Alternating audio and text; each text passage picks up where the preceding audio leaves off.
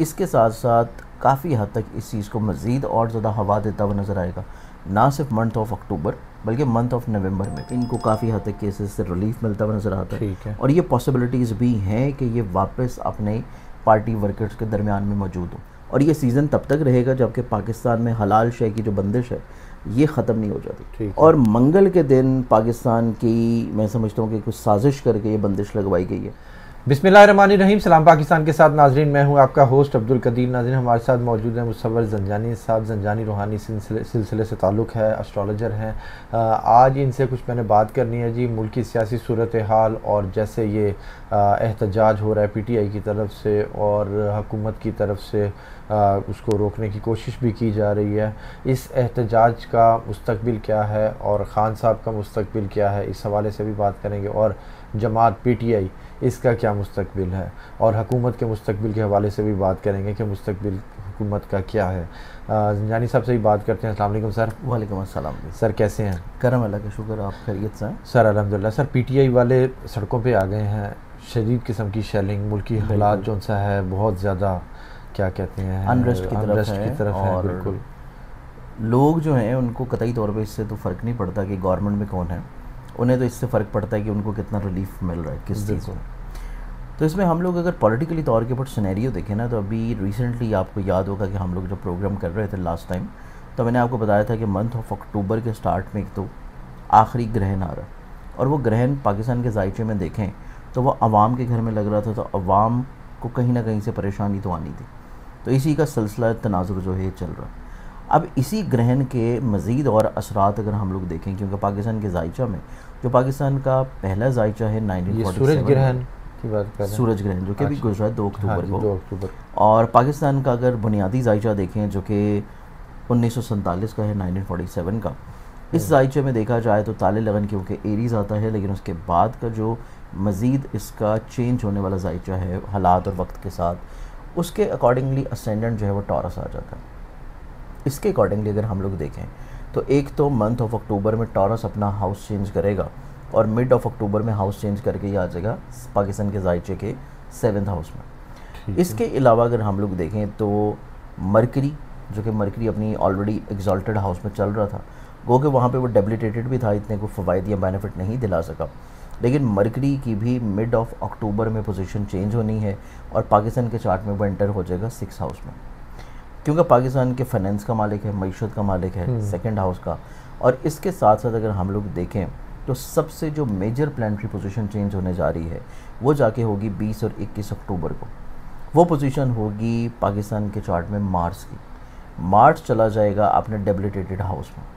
अब मरीख का जो ताल्लुक होता है ये सिक्योरिटी एजेंसी से, सिक्योरिटी फोर्सेस से, इस्टेब्लिशमेंट से, और जितने भी हमारे सिक्योरिटी के अदारे होते हैं उन सबको ये रिलेट करता है।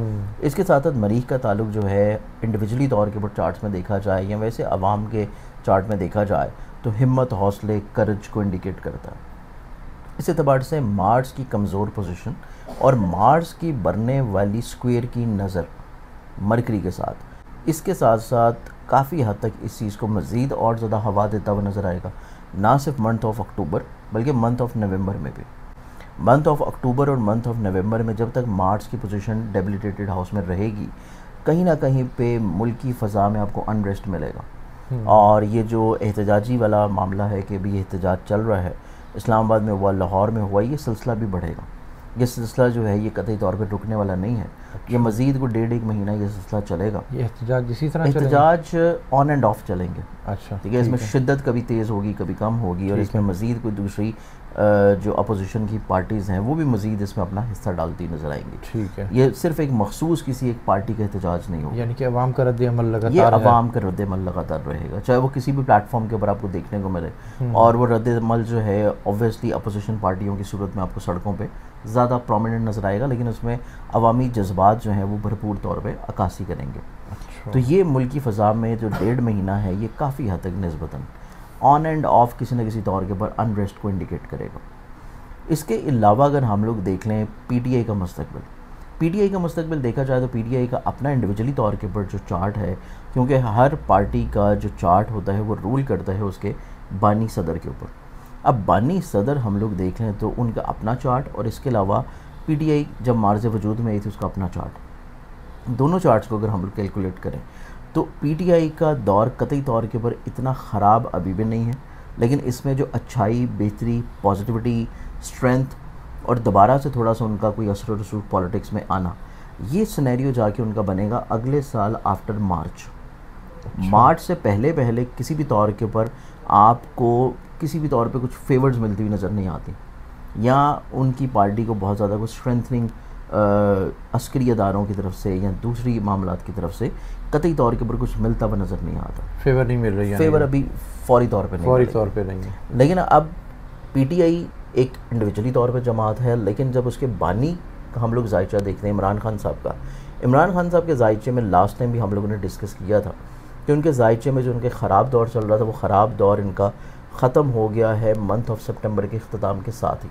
अच्छा, अब ये जो इनकी सालगिरह का दिन अभी गुजरा है और सालगिरह के बाद के जो इनकी ज़िंदगी के हालात हैं, इनके जायचा में दौर जो है ये एक पॉजिटिव दौर अब शुरू हो रहा है। इनकी गुज़िश्ता ज़िंदगी में जो पिछले कोई ऑलमोस्ट 1.25 साल 1.5 साल का जो एक दौर चल रहा था ख़राब, जो कि पिछले साल जनवरी से स्टार्ट हुआ, ये दौर इनका चूँकि अब ख़त्म हुआ है। अक्टूबर नवंबर के महीने में आपको इन दोनों महीनों में इनके ऊपर काफ़ी हद तक केसेस में कमी नज़र आएगी। अच्छा, इनको काफ़ी हद तक केसेस से रिलीफ मिलता हुआ नज़र आता है। और ये पॉसिबिलिटीज़ भी हैं कि ये वापस अपने पार्टी वर्कर्स के दरमियान में मौजूद हो। अच्छा, ये पॉसिबिलिटी बाहर आते नज़र आ रहे हैं। ये पॉसिबिलिटी भी इनके अपने ज़ाती चार्ट में बहुत ज़्यादा हाईलाइटेड है, क्योंकि ये जो एक्लिप्स लगा था जो कि 2 तारीख को लगा था, ये एक्लिप्स लगा था इनके अपने चार्ट में 12 हाउस में। 12वां घर होता है कैद का, बंदिश का, तो 12वें घर में एक्लिप्स का लगना इनकी बंदिश को ख़त्म करेगा। अच्छा, इनके ऊपर केसेस, प्रॉब्लम, मसाइल को कम करता हुआ नज़र आता है। गो के केसेस का ऑन एंड ऑफ सिलसिला रहेगा और वो सिलसिला इनका रहेगा जाके कोई अगले साल मार्च तक, लेकिन इसमें रिहाई के चांसेस नज़र आते हैं कि इनको किसी न किसी लिहाज से मंथ ऑफ अक्टूबर नवंबर में आप वापस अपने पार्टी वर्कर्स के साथ देखेंगे, इनके बाहर देखेंगे। अच्छा, ये जो एहतजाज हो रहे हैं, इसका कोई फाइनल रिजल्ट निकलेगा कि किसकी फेवर में जाएगा? एहतजाज हम लोग देखें ना तो पाकिस्तान में ये ना ही कोई पहला एहतजाज है, हाँ, और ना ही कोई आखिरी एहतजाज है। जब पिछली हुकूमतें रही हैं, पीटीआई जब हुकूमत में थी और बाकी तमाम तर जमातें जो हैं वो अपोजिशन में थी, तो आपने देखा कि वो तमाम तर अपोजिशन की जमातें इंडिविजुअली तौर पे भी एहतजाज करती रहीं, फिर वो पीडीएम की शक्ल में भी एहतजाज करती रहीं। बिल्कुल। और इस एतबार से एहतजाज वाला जो सीज़न है ना, ये पाकिस्तान की पॉलिटिक्स में हमेशा रहता है, और ये हर 1.5 से 2 महीने के बाद ये सीज़न आता है, और ये सीज़न तब तक रहेगा जबकि पाकिस्तान में हलाल शय की जो बंदिश है ये ख़त्म नहीं हो जाती। पाकिस्तान एक वाहिद ऐसे इस्लामी मुल्क है जहाँ पे आपको मंगल और बुध 2 दिन हलाल शय की बंदिश नज़र आती है, ज़िब्ह खाने बंद होते हैं। जब तक मंगल का नागा पाकिस्तान की तारीख़ में ये ख़त्म नहीं कर दिया जाता, तब तक आपको पाकिस्तान की अवाम में फ्रस्ट्रेशन, गुस्सा, एग्रेशन, बिला वजह जो है एक अनरेस्ट की कैफियत बन जाना कुछ अरसे के बाद, तो ये चीज़ें ट्रिगर होती रहती हैं। ये ट्रिगर पहले जो है वो दहशतगर्दी की सूरत में हुआ करती थी, अब यही चीज़ें ट्रिगर जो है वो चीज़ अल्लाह का शुक्र है ख़त्म हुई है, तो यही चीज़ अब जो है वो पॉलिटिकली तौर पे अनरेस्ट और अवाम की फ्रस्ट्रेशन के तौर के ऊपर सामने आ रही है। ये मेरे इल्म में पहली दफ़ा इजाफा हुआ है कि ये मंगल और बुध के दिन जो ज़िब्ह खाने देखा ना, इसमें मंगल का जो ताल्लुक़ होता है ना, मंगल का ताल्लुक़ है मार्स के साथ, मरीख के साथ, और मरीख जैसे कि मैंने आपको बताया इसका ताल्लुक़ है हमारी जितनी भी इस्टेब्लिशमेंट की या जितनी भी सिक्योरिटी एजेंसीज हैं, और मुल्क में जो एक इंतशार वाली फ़ज़ा है उसके साथ रिलेट करता है, क्योंकि मरीख जो है ये आपके ब्लड सर्कुलेशन को कंट्रोल करता है, और ब्लड सर्कुलेशन की वजह से ही आपको ब्लड प्रेशर का भी मसला होता है। ठीक है। तो मरीख का और मंगल का ताल्लुक़ जो है ना ये बहुत मजबूत है। ठीक है। और मंगल के दिन पाकिस्तान की मैं समझता हूँ कि कुछ साजिश करके ये बंदिश लगवाई गई है, और इस चीज़ को हमने बारहा बहुत सारे हुक्मरानों से भी, इवन नवाज शरीफ साहब से भी, इमरान खान साहब से भी और यूसुफ रज़ा गिलानी साहब से भी बिलमुशाफ़ा ये चीज़ें उनको समझाई भी डिटेल्ड में कि आप पूरे हफ्ते जो है ज़िब्ह खाने बंद कर दें, लेकिन ये सिर्फ मंगल वाले दिन अगर आप खोल देते हैं तो पाकिस्तान में आपको ना सिर्फ माशी तौर पे चीज़ें फलती फूलती नज़र आएंगी, बल्कि आपको एक माहौल में जो तनाव खिंचाव होता है हर वक्त, हर शख्स अपनी अपनी जगह के ऊपर किसी न किसी तौर पे हमेशा से फ्रस्ट्रेटेड चल रहा होता है, तो वो चीज़ भी इंडिविजुअली तौर के ऊपर ख़त्म होना शुरू हो जाएगी। अच्छा।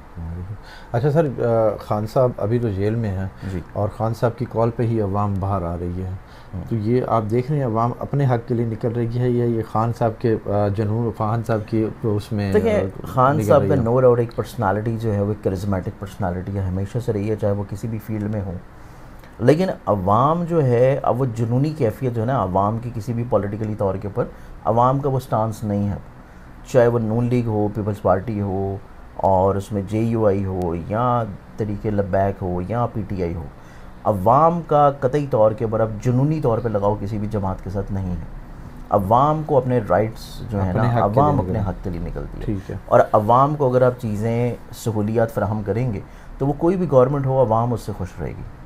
अली अमीन गंडापुर साहब जो साहब अपने एक बड़ा ज़बरदस्त किस्म का एक जलसा आवाम को का क्या कहते हैं लेके निकले हैं, और क्या आप देखते हैं कि अब ये वहाँ पे गवर्नर राज लगने के कोई सीन है कि देखिए, केपी गवर्नर में? राज लगने वाला तो कोई सिनेरियो नहीं है। अच्छा, और ये भी जिस तरह चीज़ें चल रही हैं, ये इसी तरह ही चलेंगी। ठीक है।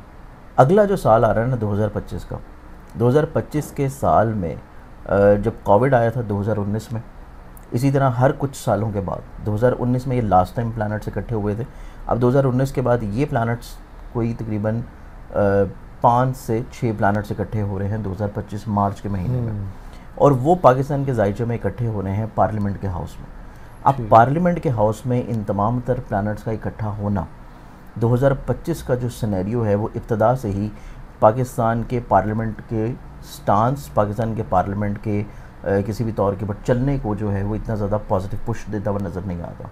तो 2025 का जो टाइम है ना, ये मुतवक्का तौर के ऊपर वो फेज़ नज़र आता है कि जिसमें ये जो ऑलरेडी चेहरे आपको सियासत में नज़र आ रहे हैं, बड़सरे इक़्तिदार नज़र आ रहे हैं, ये चेहरों की तब्दीली का टाइम है। तो चेहरे जो हैं वो आपको तब्दील होते हुए नज़र आएंगे, और कोई ना कोई हमेशा जब भी कोई एहतजाज होता है, कोई रैलियाँ होती हैं, धरने होते हैं, तो कोई ना कोई एक चेहरा जो है वो इस तरह का नज़र होता है सामने। अब अगर खान साहब होते तो अली अमीन गंडापुर साहब जो है वो सेकंड पे आ जाता है। अब क्योंकि खान साहब नहीं है तो किसी न किसी ने तो फ्रंट करना है, और फ्रंट जो है अब मेरे ख्याल से वो प्रोमिनेंट वही हैं, तो इसी वजह से फ्रंट पे भी वही है। बाकी तमाम जिसमें शामिल गवर्नर राज नहीं लग रहा, गवर्नर राज नहीं लग रहा। ठीक है, बहुत शुक्रिया सर। बेहतर जानी साहब हमारे साथ मौजूद थे, उनका ये कहना है कि जी खान साहब जो सा है अक्टूबर या नवंबर में बाहर आते नज़र आ रहे हैं, उनके केसेस जो सा हल्के फुल्के चलते रहेंगे, मगर खान साहब जो सा अवाम में होंगे और अपनी PTI की क़यादत को संभालते नज़र आएंगे। बहुत शुक्रिया सर, थैंक्स। सलाम पाकिस्तान।